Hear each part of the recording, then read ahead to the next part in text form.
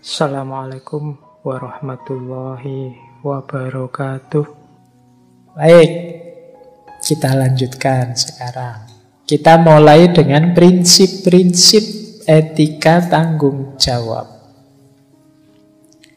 Yang pertama adalah prinsip menolak totalisasi. Menolak totalisasi itu mudahnya menganggap semua orang sama dengan perspektif kita. Jadi kita tidak peduli dia mikirnya bagaimana. Pokoknya kita kategorikan dia sesuai pikiran kita. Kita menggunakan standar yang sama untuk semua orang. Ini namanya totalitas. Jadi kita mereduksi orang dalam kerangka pemikiran kita. Ini namanya totalitas. Padahal kata Levinas, kita dan orang lain itu harus ditegaskan bahwa kita ini berbeda. Jadi orang lain itu punya jati dirinya sendiri, punya keinginannya sendiri. Orang lain itu punya hasratnya sendiri, punya cara hidupnya sendiri, punya cara pandangnya sendiri. Nah, ini yang sering dilupakan orang. Kita itu sering usil dengan cara hidup orang, pandangan hidup orang, gaya hidup orang. Usil kita di mana? Kita menggunakan kerangka berpikir kita untuk memvonis dia. Ini tidak etis, katanya Levinas. Ini yang disebut totalitas. Jadi ini termasuk jenis kekerasan pada orang lain. Jadi kan sering kan ada kasus-kasus semacam ini. Ada budaya tertentu yang tidak dihargai, dilecehkan, kemudian rame, viral, jadi kasus tertentu. Nah ini kenapa? Karena melakukan totalisasi tadi. Ya kita memang manusia yang punya prinsip, punya kebenaran, punya kerangka berpikir. Tapi orang lain juga punya, yang tidak selalu sama dengan kita. Kita membaca orang lain dengan kacamata kita, ya tentu saja tidak pas, tidak cocok.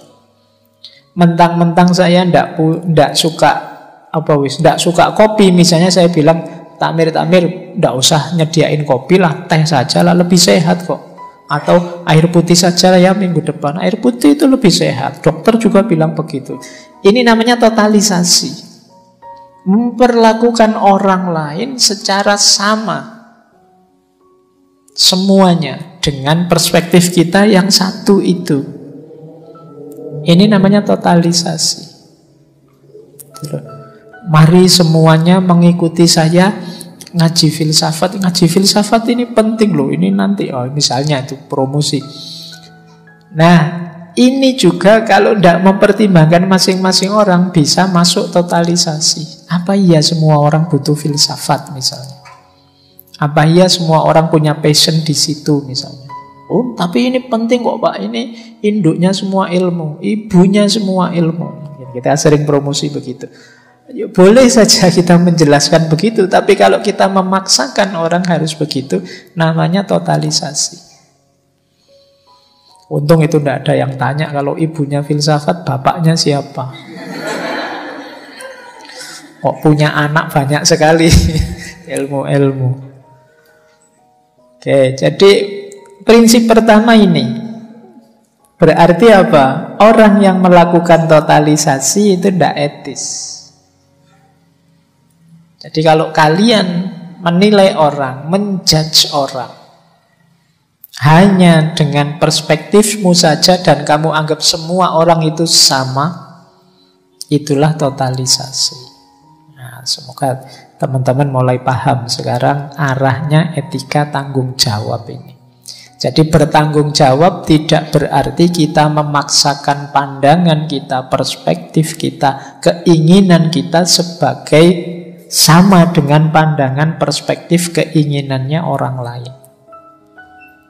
Bahkan termasuk mungkin nanti pada anak-anak kita, pada saudara, tetangga, murid, mahasiswa kita. Jangan melakukan totalisasi. Yang kedua, transendensi. Kalau totalisasi tadi mungkin lebih menghargai dia. Kalau transendensi ini bahkan lebih jauh dari itu. Jadi, aku keluar dari diriku tidak sekedar untuk menyeberang. Menyeberang itu trans. Tapi juga untuk naik. Makanya istilahnya transendensi. Naik maksudnya apa? Naik menuju yang lain. Berarti apa? Sekarang aku melayani yang lain sesuai keinginannya, sesuai kebutuhannya, sesuai yang baik menurut dia. Ini namanya transendensi. Transendensi itu ya seperti tadi, kita memposisi. Kenapa disebut naik? Karena orang lain ini kita posisikan di atas kita. Kita melayani dia dalam tanda petik. Jadi ya kayak tadi loh, ada temenmu ke kamarmu misalnya, kamu padahal tadi mendengarkan musik kesukaanmu, tapi begitu dia masuk, kamu tanya, kamu senengnya musik apa? Oh kalau saya sukanya koplo. Wah ini baru murotal diajak koplo. Misalnya, loh itu terus, ya sudah biar kamu seneng, tak sebentar tak setelin koplo lah. Ini namanya transendensi. Jadi kamu melayani dia, kamu posisikan dirimu di posisi dia. Ini orang baik. Kalau kamu punya teman begitu kan kamu menyebutnya teman yang baik. Ini yang dilupakan oleh para filosof. Baik itu ya berhubungan dengan orang lain. Tidak hanya di luhurnya konsep atau kesenangan yang diperoleh. Tapi sejauh mana seseorang bisa mentransendensi dirinya di hadapan yang lain. Jadi kalian memposisikan dirimu tinggi. Jadi tinggi dalam arti setinggi orang lain yang ada di depanmu. Kamu melayani dia, hadir untuk dia. Ini prinsip kedua. Prinsip ketiga, etika tanggung jawab itu hubungan yang asimetris. Ini menarik. Kita selama ini selalu bilang kesetaraan. Justru di sini Levinas bilang tidak. Dalam konteks kebaikan itu harus tidak setara. Tidak setara tidak dalam arti aku menindas dia, tapi aku melayani dia. Jadi ini kan terbalik, selama ini kita ingin setara, tapi di Levinas tidak. Hubungan kita itu tidak setara. Tidak setara dalam arti aku lebih tinggi, tapi sebaliknya aku lebih rendah, aku siap melayanimu. Jadi diri kita dan yang lain ini tidak pernah jadi satu. Kita tidak selevel kok. Kamu lebih tinggi, ayo kamu ingin apa? Yang menurutmu baik apa? Aku bantu. Dan kita melakukan ini itu tidak untukku. Aku tidak punya pamrih apa-apa ya. Aku ingin kamu baik begitu saja. Jadi ini yang disebut hubungan asimetris. Makanya tadi saya sebut ini nanti puncaknya tetap ada pada cinta. Jadi ketika kita peduli pada yang lain, ketika kita menomorsatukan yang lain, ketika kita melayani yang lain, ini dalam konteks bahwa aku tidak ada pamrih apa-apa kok. Fokusku memang hanya pada dirimu. Bahkan kata Levinas, haknya orang lain dulukan, aku nanti saja. Orang yang seperti ini ya dalam kaprahnya masyarakat, ya ini yang disebut orang baik. Saya ngambil minumnya nanti sajalah, kalau masih ada sisa biar teman-teman yang lain ngambil dulu. Nah, ini kan sebenarnya kamu berhak, wong kamu datang awal, tapi nantilah mungkin ada yang tidak kebagian, kasihan. Loh, kita menyebut orang kayak gini kan orang baik. Kamu tidak peduli kepentinganmu, tapi kamu dulukan kepentingannya orang lain. Bahkan dia lebih bertanggung jawab pada temannya, pada orang lain tadi dibandingkan pada dirinya.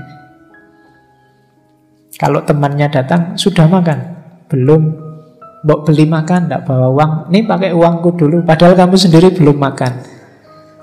Ini cuma cerita saja.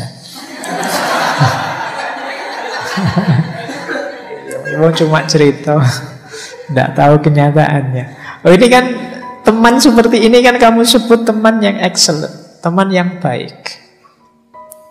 Nah, kayak jadi hubungannya asimetris. Kan yang lain terus bilang, wah tidak adil itu, wah tidak bagus itu dan lain sebagainya. Tapi tetap kamu yang melakukan itu disebut orang baik.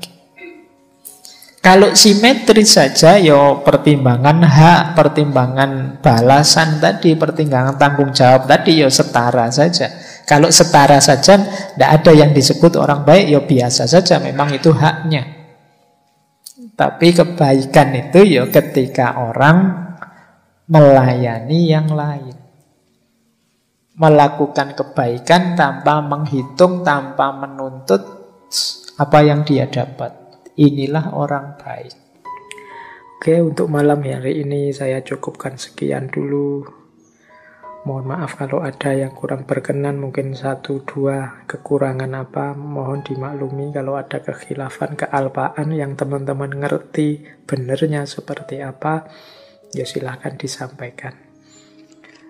Kurang lebihnya mohon maaf.